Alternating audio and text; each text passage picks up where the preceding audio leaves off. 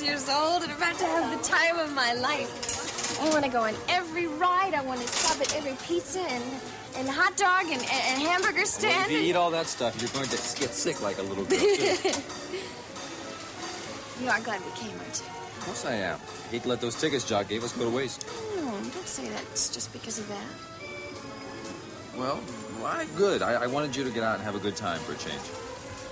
Just talk about me. Talk about us. Nothing means anything unless it's for both of us. All right, all right. I'm glad we're getting out and having a good time. The day is young, the weather is beautiful, yes. And the tickets, my dear, are free. Where do you think we ought to go? We have a lot of choices here now. Here's one for the whip, the tunnel of love, the roller coaster, the rocket, the rotor. What do you think?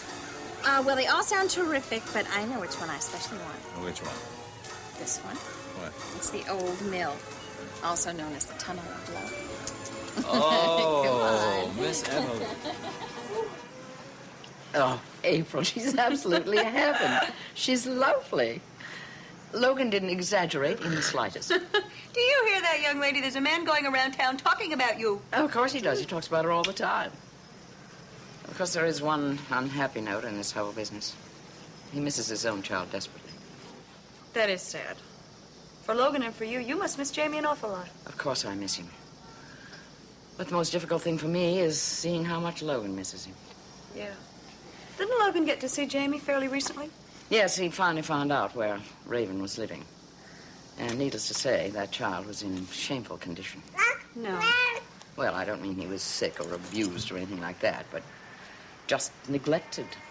But what can you expect of a mother like Raven? It's sickening, April. That's the only word for it. Well, I hate to say it, but the worse Raven treats that baby, the less her chances are of keeping him. Well, I don't think we have to worry about his being mistreated, at least until the custody suit is settled. Oh. But if she wins the day, I hate the thought that her mistreating him might turn into something worse. Oh, I don't want to believe that. Well, I don't either, I suppose. We just can't even think about Logan losing this case. That would be unthinkable. And once the judge hears the truth about Raven's behavior through this whole thing... Excuse me, I don't mean to interrupt, but has Logan said anything to you about deciding not to use me as a witness? What are you talking about? Raven was here last night, and she told me that Logan has decided not to use me as a witness because he doesn't need me. I told Raven that there was no reason in the world why I should believe anything she says, and I'd just wait to hear it from Logan. Good Lord. Obviously, he hasn't spoken to you about it. He hasn't said a word to me about this. April, it took us long enough to convince Logan that he wouldn't have a case without you. What on earth made him change his mind? I don't know. If he did change his mind, it certainly didn't have anything to do with me. I never gave him any idea that I didn't want to testify. This whole thing is baffling. Surely he must realize he has to marshal all his forces for this case. He can't hold back any ammunition, and it seems to me that he's holding back his best artillery. Well, I don't know what to do. I guess just wait until he comes back from his vacation, his little fishing trip. Fishing trip? I don't understand that either. What do you mean? I mean to say that Logan Swift has never been fishing in his entire life. Doesn't even own a fishing rod. Well, I'm sure you can rent them easily enough, unless Deborah has an extra one. Deborah? Oh, I know, Geraldine, I might be completely wrong about this, but Deborah and Logan did go to the same place, they did leave at the same time, and I'm sure they drove there together. Well, this is a day of surprises. Nothing was said to you. I thought maybe Deborah would have said something since she's your stepdaughter. Well, actually, I haven't seen much of Deborah lately, but then she's been very involved in her career. April, you don't suppose this trip has anything to do with police work, do you? Well, Deborah said her trip did. Logan said his trip didn't. He said it was vacation. He needed to get away for a couple days. Well, surely you don't suppose that... I shouldn't really say anything like this. Say what? That they're going off together was some sort of romantic thing?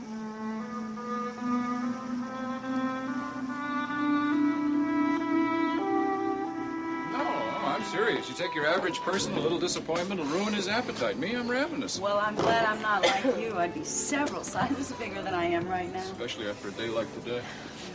Hi, you two back again? You must really like this place. Best restaurant in Evansville. Only restaurant in Evansville. No, it isn't. You got the Splendor Diner down the street. The Splendor. Oh, yes, we slid past the Splendor this morning. You know, I've seen greasy spoons before, but this place had a silver place for 8. Splendor in the grease, we call it. Splendor in Let the me grease. show you to your That table. wasn't such a good joke. Terrible joke. This okay? Oh, favorite table. Yes, thank you. Hey, listen, you people have any luck today? Oh, yeah. It didn't rain, no tornadoes. We didn't have a flat tire on the way out there, but that was about it, wouldn't you say? You found the place, the old golf place. Oh, yeah, we found it. It was the only house in the vicinity. You know, it used to be a farmhouse. Most of the big houses in this part of the country were farmhouses once. You know, that's very interesting. You sort of neglected to tell us, though, that nobody lived in this ex-farmhouse. Oh, yeah, I guess that's right. I think I knew that the old man had died, and I heard something about that his daughter moved away, but there was someone else who lived there at one time. Who was that? The housekeeper, I think. I think she inherited the place or something. I don't know. It's hard enough keeping up with all the local gossip without going 20 miles out of town for it. Well, if anybody asks you, the place is now boarded up and there's a for sale sign out front. You went all that way for nothing. I'm sorry. Well, don't worry about it. I mean, it wasn't your fault. Well, look at it this way. Maybe I was wrong about the tramp I saw, you know, the one I thought was headed towards a golf place. Oh, gee, that's a real big help. I mean, we've been going on a wild goose chase all day, and now you say it doesn't matter. Only trying to make you feel better. Well, maybe a little food would make us feel better, huh? What's this blue plate special? But we don't have any blue plates. How about a white plate special? Restaurant humor. Well, as long as it's a clean plate. They're gonna have a bowl of soup. We got minestrone. It's out of a can, but in this place, it's the way to go. I'll go that way. I'll have same thing, and a BLT down. What's a BLT down? Bacon, lettuce, and tomato sandwich on toast. Gee, that's clever. Be right back. I wonder if she's as flaky as the pie crust. I'm gonna make a deal with you right now. The next person that says wild goose chase gets fined $5. Fine with me. Fine. What time is it? About noon. Excuse me. Oh, do you have a dime? Sure. Oh, you got a hot date or something? Don't I wish. There you go. Thank you.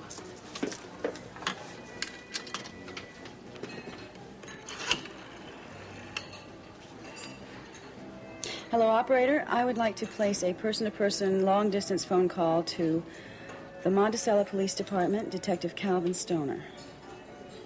This is Red Saxon. Thank you.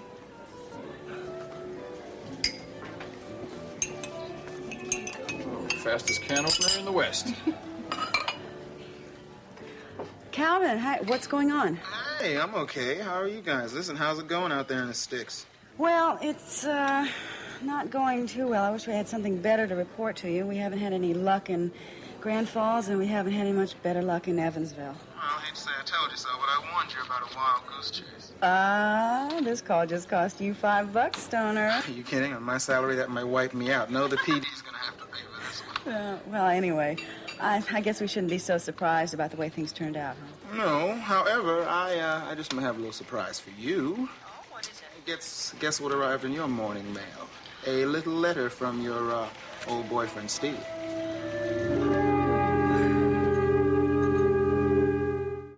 Well, come on, Calvin, read the letter to me. I couldn't do that. I mean, this is addressed to you, and it's even marked personal. Now, if I was to open it, that would be a federal offense. Come on, this is ridiculous. It's not going to be a federal offense if I give you my permission. Listen, are you asking me to commit a major crime right here in police headquarters?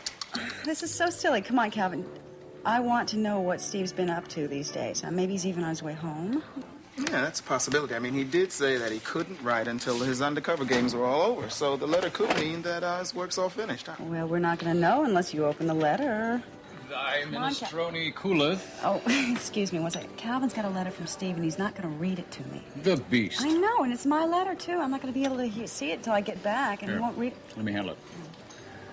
Detective Stoner, this is the district attorney speaking. Oh, hello, Logan. How's it going? Listen, Red tells me you guys are really on a wild goose chase up there. That remark's going to cost you $5. 10. 10. What are you guys talking about, huh?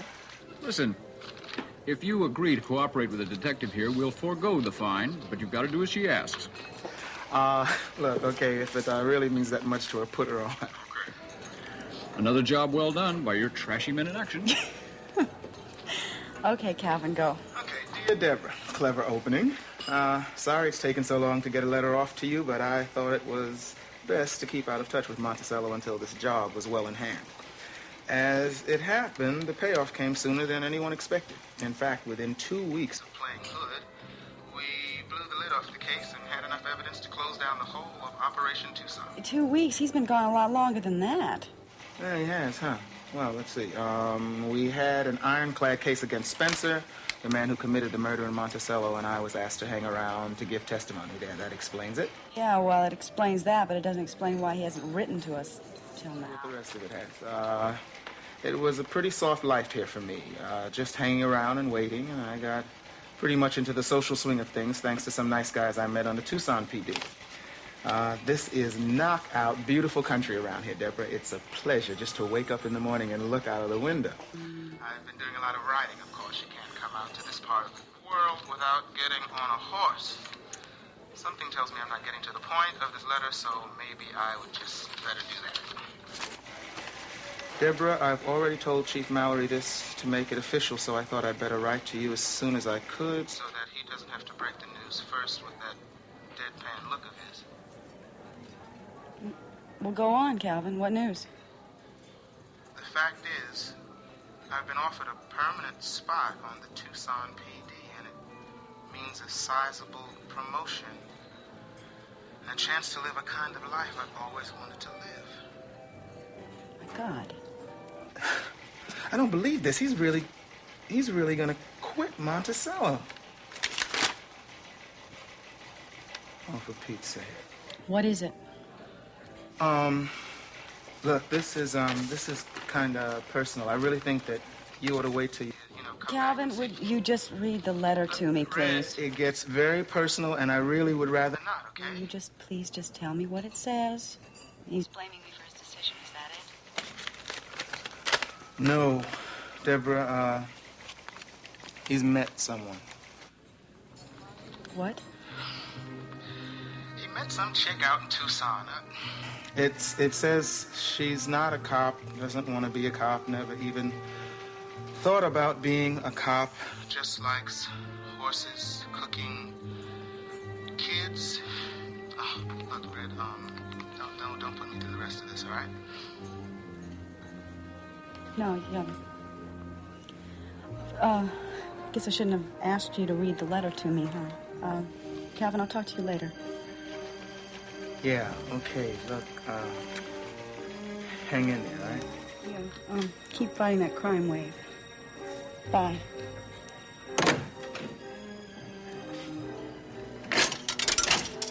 Well, your soup's congealed.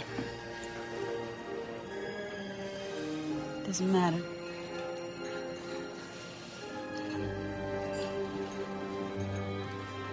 Steve's not coming back, is he?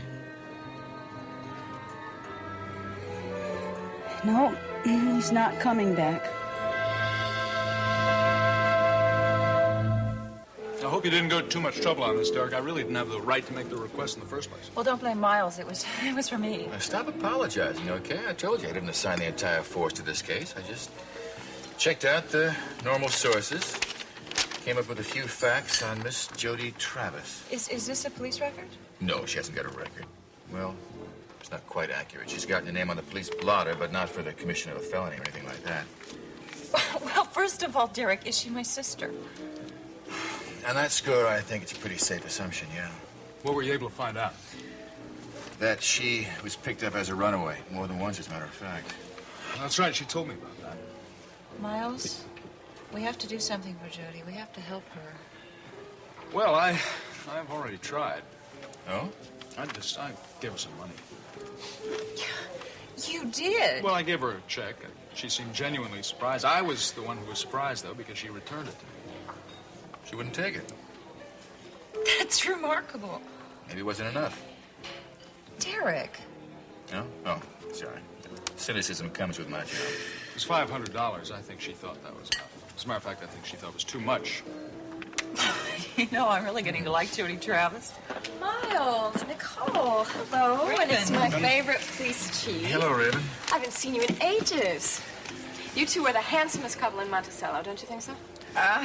Right, Raven. Well, anyway, at the moment, we're the busiest. I've got to get back to the office. You're And right. Miles Oh, has no, some don't go yet. I would like to have a little talk. No, really, I don't have too much time Oh, come on, either. Derek, 5 minutes, please. I have something very important to talk to you about. All right. Raven, really, I'm sorry, but I do have a scheduled meeting. Oh, that's okay. Nicole, it's good seeing you again. Miles, talk to you soon. Thank you very much. I'll see you down at headquarters Okay. in a couple of days. Derek, thanks again. You're welcome. Bye-bye.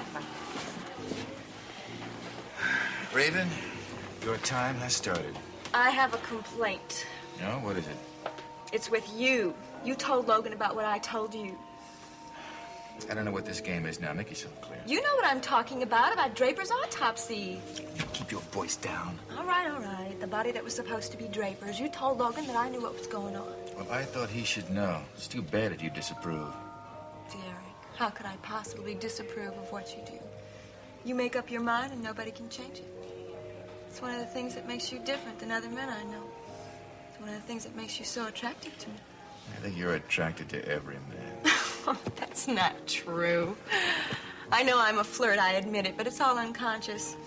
Perhaps it had something to do with my childhood. What is this now? The let's psychoanalyze Raven game? You think this one's pretty cute, too, don't you? You don't believe me anymore, do you? Mm-mm. Well, I think I know why. I know why you don't trust me anymore. Because you don't trust yourself. You're afraid if you get involved with me, I'll hurt you like that other woman. What is this now? The let's analyze Derek game? Is that it? Derek, you won't know how you really feel about me until we really get together. And that's going to happen very soon. And there's nothing you can do about it.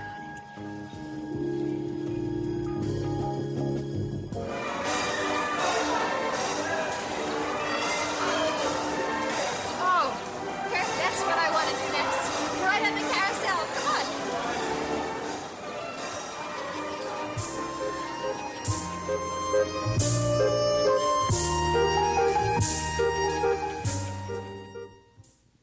Kirk, what's the matter?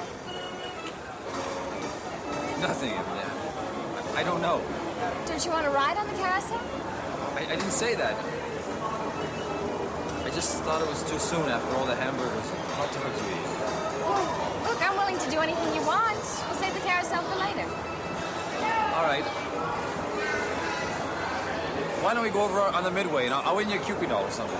No, I have a better idea. Let's go on the bumper cars, and then we can go really fast and make big circles, and I'll bump into you. Do we really have to? Kirk Michaels, you're yellow.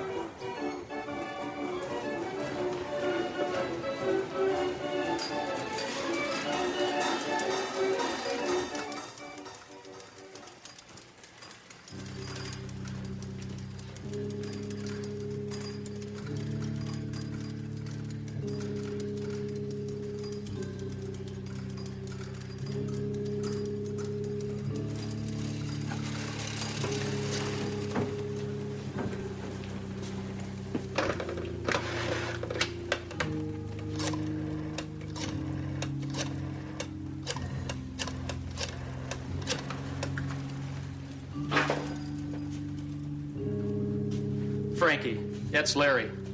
You're gonna think I'm nuts, but I swear it's the truth. I just saw Kirk Michaels. No, I mean it. This chick was talking to him, using his name. It even looks like him. Frankie, I ain't touching a drop in the daytime. You know they'd can me from this park? It's Kirk Michaels, I'm telling you. He's right here. And he's not getting away.